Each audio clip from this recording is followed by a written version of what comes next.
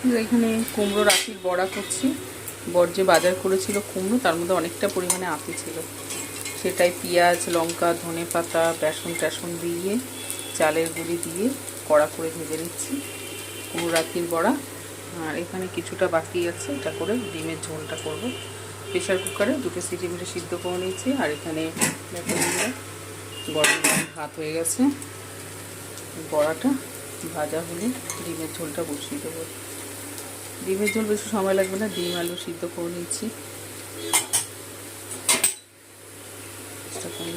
হয়ে গেছে কুমড়ো রাখির বড়াটা।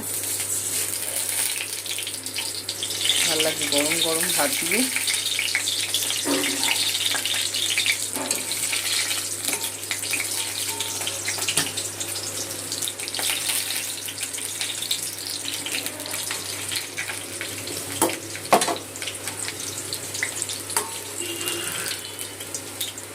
নামিয়ে তারপরে ডিমের ঝোলটা তুলব। সময় লাগে, গ্যাসটা কমিয়ে বসিয়ে রাখতে হয়, তাহলেই মচমচে হয় বড়াটা। গ্যাসটা কমিয়ে প্রথমে বাড়িয়েছিলাম, তারপরে গ্যাসটা কমিয়ে দিয়েছি, দিয়ে মচমচে করে ভেজে দিচ্ছি।